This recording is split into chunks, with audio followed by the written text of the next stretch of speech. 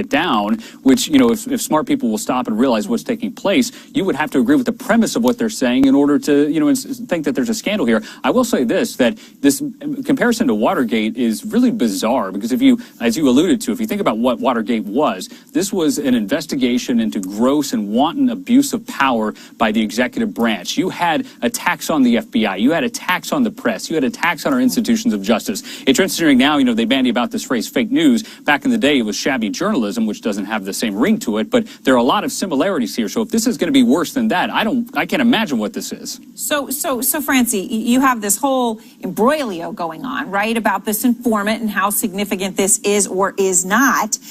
Moments ago on the Senate floor, the Senate Minority Leader, Chuck Schumer, slammed President Trump's tweet, right? In the tweet, the president had demanded an investigation, right? It's, you know, basically taking this by the reins and saying, oh, far from being the one to have something to hide, I want you to show me your money.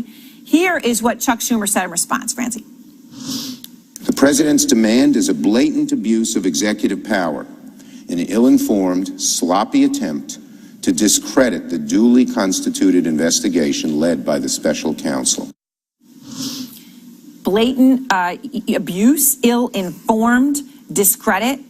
Is Senator Schumer right, Francie? No, Erin, these sort of attacks always make me laugh, although it's a very serious matter, because the president is the chief executive. And if there is misconduct going on inside the executive branch, the president has an absolute, not just a right, but a duty to demand that the Justice Department investigate. And that's all he did. If you look at the tweet, it says, investigate if I was surveilled for improper purposes. And when you look at all the details that have come out since, with the Strzok page, emails that talk about an insurance policy, Andy McCabe and his ties to the Democrats, and a Democratic administration being the one to start this investigation, it's hard to say that it's not political. Let me say something to that real quickly. Yeah, I'm shaking my head. First of all, let's dispense with this notion of Andy McCabe. Now, what you just did was tie Andy McCabe to his wife, who is a separate human being with her own thoughts, her own political beliefs, and who ran for office and lost. So to say that Andy McCabe is in bed with the Democratic Party, of course, nice try, it's creative, but in the primary. Correct. Yeah. He's a Republican. Never said but he let's was in move on bed to the with bigger anyone, argument. just to be clear. Okay, so moving on to the next argument. So to say that the president is rightfully exercising his authority to oversee the Justice Department, in this case, it doesn't hold water, because only in authoritarian regimes does the chief executive get to turn to national law enforcement and demand. You can laugh all you want, this is serious business, and say you must conduct an investigation. I've worked in some of those countries, and they are not places that you would want to live where national law enforcement has that power and is under the thumb of law enforcement. So in this case, you can't simply say that the president, as head of the executive, is just doing his due diligence, because he is a conflicted party in this. He is the person that's part of the investigation. Francie? Erin, there is an allegation that there has been political spying on a presidential campaign. That is what the president is rightfully demanding an answer to, and that is what the Inspector General, that's what the Inspector General, that's what the Office of Professional Responsibility is for. If he makes the allegation and then he demands its investigation, is that not a problem? Well, the president didn't make the allegation first. Who made the allegation? It came out in the media. First, it came out in the media, confirmed by New York Times and Washington Post, saying current and former FBI sources, Josh, your brethren, are apparently leaking like a sieve and saying that the beginning of this investigation was clandestine in nature, which we discussed on Friday is so wrong. You've said a lot of words, but you're not making the point. That the allegation, Josh, is that it was political to begin with, that there was no probable cause, certainly no probable cause for a criminal investigation. With respect, what you just said is blatantly untrue. You said that there are people inside the FBI that are leaking, saying that this investigation was political in nature. Is that what you're saying? Because the facts don't support that, nor do these articles that you cite. But that's what the media is saying, that the leaks suggest there was no probable cause to start this investigation, that it was a CIA asset being run at an American presidential candidate. That should shock everyone, including you, Josh. Okay, so if it's true, and it's another allegation, this if true. Right, and of course we know, George Papadopoulos had a meeting with the Australian ambassador, and that, of course, is also how this may have started. Let me just read you a quote, Francie, from Asha Rangappa, former FBI agent. She wrote in the Washington Post about this source. relying on a covert source rather than a more intrusive method of gathering information, right? Perhaps referring to your point, they couldn't take it further, but she has a different conclusion. She continues, suggests that the FBI may have been acting cautiously, perhaps too cautiously, to protect the campaign, not to undermine it. Ironically, the FBI's apparent attempt to protect the campaign by investigation Russia's efforts quietly is now being weaponized against it. Is it possible, Francie, that this was what this is about? The FBI looks and says, wait, all these people who are Russian agents are around this campaign. Maybe we want to see what the heck these people are doing in there to make sure there isn't a problem. Is it possible that's what it was? No, this may be the most ridiculous thing I have ever heard in the context of this investigation. No one runs a confidential informant against an agency or a target with the intention of protecting them. That is ridiculous. You run a confidential informant for one purpose, to inform on the target, period. Ridiculous, Josh? No, it's not ridiculous. Let me just say, it's important that people remain in their circle of competence when it comes to talking about these types of investigations. And I bet my money any day on Asha Rangappa, who was a former counterintelligence agent with the FBI who used to run these cases. And what she will tell you, if you read the article, and people who, are in line with her way of thinking, is that when an FBI agent starts an investigation, particularly one where a foreign hostile intelligence service may be running up against an American, they don't go in expecting or suspecting that the American is the bad guy. They go in trying to mitigate a threat. So when you're going in, if there's evidence or an allegation that there's some type of Russian interference or, going after the Trumps, they go in thinking, how do we protect these people? How do we go after the hostile intelligence service? If that then leads them to believe that there's collusion or coordination, that's a whole different story. But I think we need to give the benefit of the doubt to those who've done this investigation, which Asha has. Just one example of where this has ever been done before, because I have handled counterintelligence, counterespionage matters, as well as criminal matters, and I have never, in all my years as a prosecutor, have I ever heard of an informant being run at a target for protection. It's absurd. No, it's not absurd. Look at the people who do the job, who are on the ground, who are working and running up against these intelligence services, and who are running these informants. I know their goal is not only to, focus on criminal investigative activity, but to mitigate those threats from hostile intelligence services before they're able to co-opt Americans. We will hit pause again there. Thank you both. And next, the mayor of Oakland. First, Trump threatened to investigate her. Now, a congressman is threatening her with 5 years in prison. My exclusive interview with Mayor Libby Schaaf.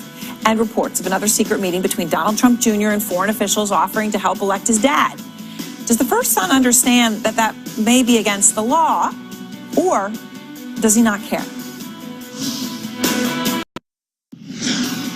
Out front next, President Trump and his allies stepping up their war against Rod Rosenstein, pushing the conspiracy theory that he's part of a deep state against Trump. Will it work? Plus, the FBI confidential source that provided a take Exhibit A. And that is Trump's claim that the FBI infiltrated his campaign. The president demanding details at a meeting this afternoon with the Deputy Attorney General. Rod Rosenstein was there, along with the FBI Director, Christopher Wray. They all came to the White House to meet with the president. And Trump's attack on the Justice Department became a full-on onslaught. So here's how it started, right? It started with this. If the FBI or DOJ was infiltrating a campaign for the benefit of another campaign, that is a really big deal. Only the release or review of documents that the House Intelligence Committee, also Senate Judiciary, is asking for can give the conclusive answers, drain the swamp.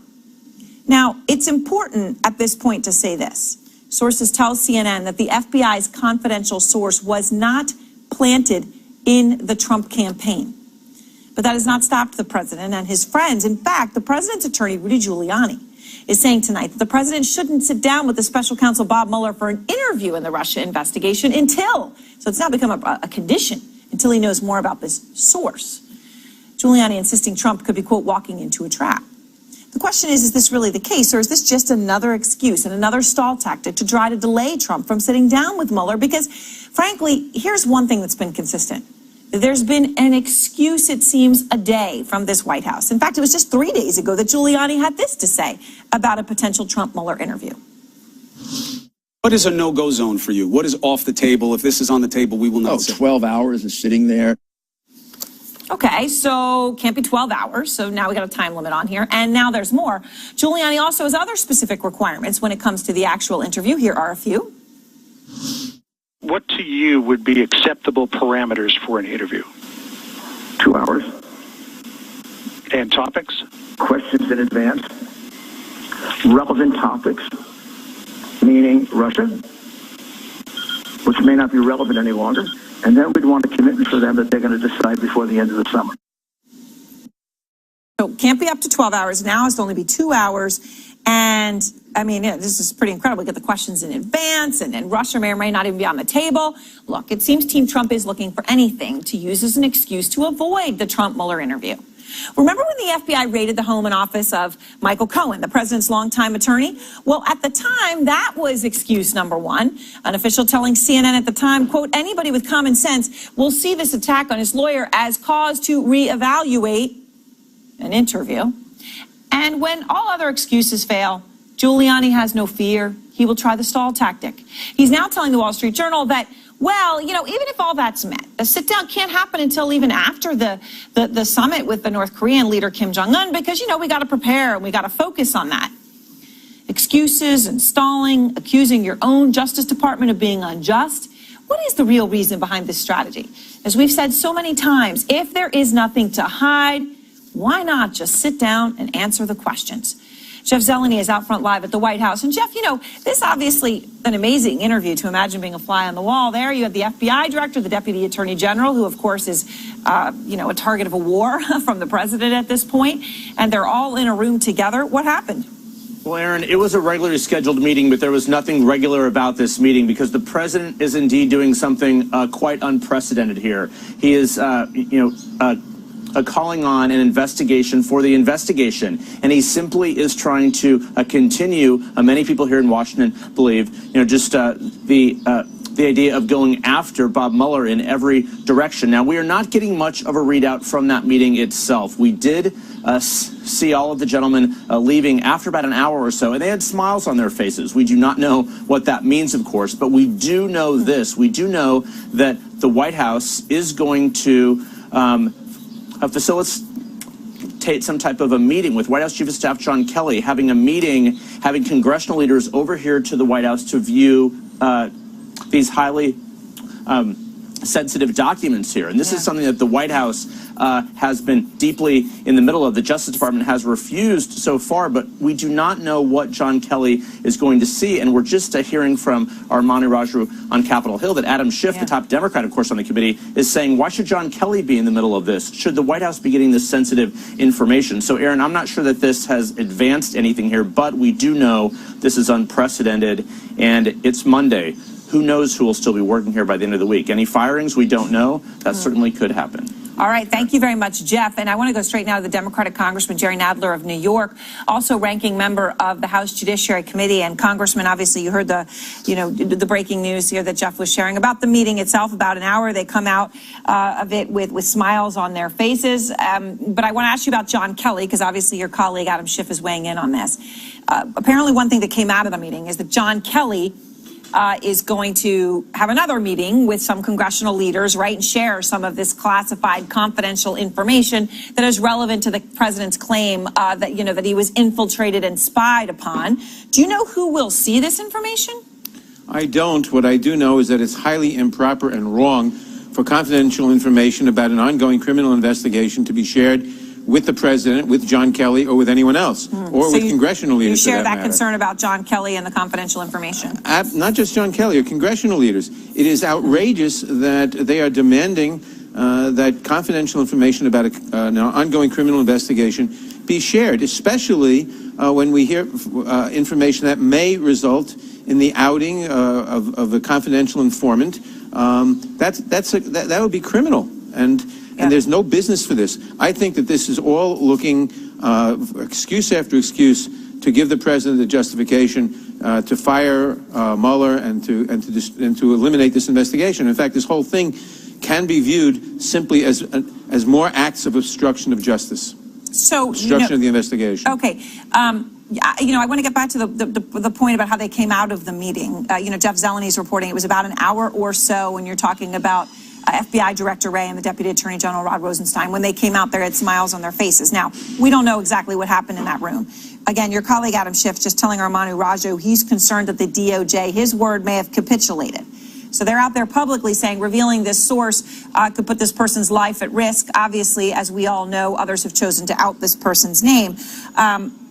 Are you concerned about capitulation, or do you still have full faith in Ray and Rosenstein? I would hope that I could have full faith in them. I have no reason not to. Just the evidence that they were smiling, maybe the White House capitulated and drew back. I don't know. I mean, but the fact that they are putting Rosenstein and the Justice Department under pressure to reveal confidential information about an ongoing criminal investigation is an abuse of power by the president. A total abuse of power.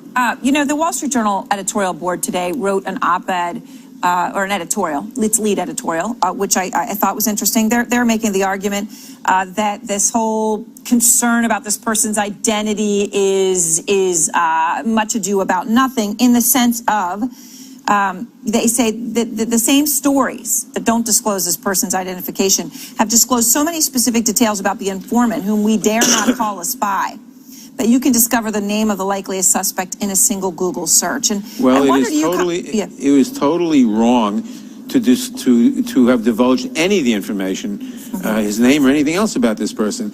And that's why people like Devin Nunes and Meadows and Jordan and now the president are acting completely against the law.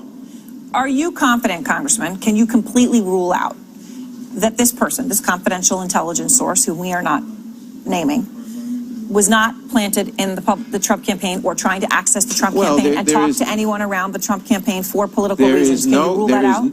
Yeah, I would think I would rule it out simply because there is no evidence of that whatsoever, none. And even Giuliani said he had no basis for that and no evidence. So I can rule that out the way I can rule out any notion for which there's no evidence. You have said that Democrats need to wait and see, the bottom line, what Mueller comes up with before you even consider impeachment. You and I spoke last week. You were very careful to say, you know what, I'm not ready to talk about that. The Minority Leader, Nancy Pelosi, has been warning, unless there's bipartisan support, that sort of talk could backfire. It could just look partisan and political. But there are some in your party who still vocally, Congressman, disagree. Here are two. Are you not persuaded by the idea that it would be a tactical mistake politically? No, I'm not persuaded by that idea. But, Mr. President, if no one else does, I will. I will not allow the Constitution to be ignored and, to a certain extent, trampled upon. I'll bring the articles of impeachment. They're not afraid of that word, impeachment. Are they wrong to be talking about it so openly? No, they're not wrong to be talking about it, but it would be wrong to do it right now. An impeachment is a very heavy thing, and we have to have the evidence of high crimes and misdemeanors or bribery or